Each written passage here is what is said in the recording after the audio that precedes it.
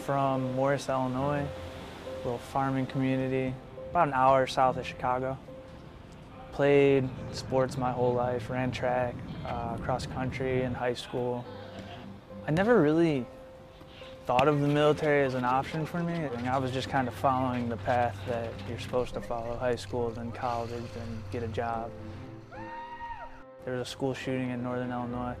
I lost a buddy that was involved in that shooting, and the way that he passed was he got shot saving his girlfriend's life. And it kind of altered my perception, I guess, on what I was doing. Once I got accepted and chose what I wanted to do, I was at boot camp 13 days after that. I was a ET radioman on submarines. There was a fire on board the USS Miami while we were in dry dock. I was in half my uniform. I grabbed my stuff and started heading towards base. I reported, and the last thing my wife said to me that night was, "Don't go in that submarine." And it was hard to look her in the face and tell her I can't make that promise. I have to do what I gotta do here, you know. And grabbed some fire hoses, reported to the Miami, the port side of the Miami, and I kind of put myself in charge, started routing hoses and kind of directing traffic, you know, what we needed to help combat the fire. And by that time, the fire had spread to almost the entire forward half of the submarine. The flames and the smell and the parts of my uniform were melting from the heat and things like that. I didn't know I had like a PTSD or an anxiety or anything like that going on, but my wife started noticing if a fire truck drove by, I was up on my feet looking, making sure they weren't going to base, because it would always stick in my head that maybe they're heading to base, maybe something else happened.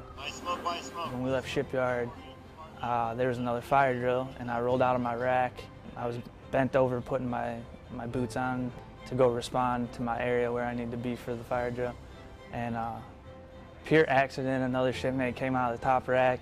It's a fire drill, so it's chaos, and he just didn't look before, came down, and I took both of his heels straight to the base of my neck and my skull, and it bounced my head in between my legs. Eventually was diagnosed with mild traumatic brain injury from it. Lost a lot of memories and things like that.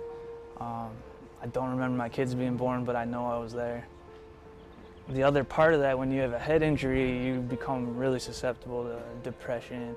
Almost a year after I got hit in the head, almost a year exactly actually, I broke my foot at a beach outing. It was misdiagnosed for 3 months as a sprained ankle. So the bones were broken, and they were just kind of sawing away at everything around it inside my foot. And by the time it was caught, it was too late. I'd already developed, it's called complex regional pain syndrome. Some people call it RSD. Basically, my brain thinks my foot's still broken to this day.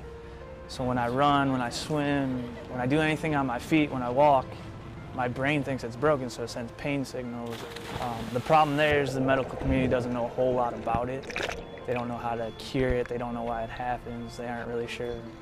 It's probably the hardest injury to deal with. Is I've done medication, I've had injections in my spine to try and help the pain. I've got a spinal cord stimulator implanted in my spine right now, and none of it seems to be working. The year before I broke my foot, they were calling for volunteers to be sponsors for athletes for the Navy team trials out there. So I signed up and I sponsored an athlete, and then I broke my foot, and the people that run the program already knew me from sponsoring. They're like, "Hey, come in and be a part." So then next trials, I was an athlete, so I went from sponsoring to athlete within a year. For me, the games is really the telltale sign of what this is all about. At one point, I was told I couldn't run, you know, and I went out and I just retrained and trained and trained and figured it out, and now I'm running. I'm part of Team Navy again, you know. I'm not just retired petty officer first class, you know. Now I'm part of the team again, which kind of helps me, especially 1 year out of retirement. I feel like I'm still part of the Navy in a way. Team Navy! There's no reason your injury needs to define you as a person. You know what I mean? I'm not going to let my injuries define me. I'll define myself, though. Yeah, I have these. I'm 29 with a handicap placard, but that doesn't have to define me, you know? I can still go out and define myself.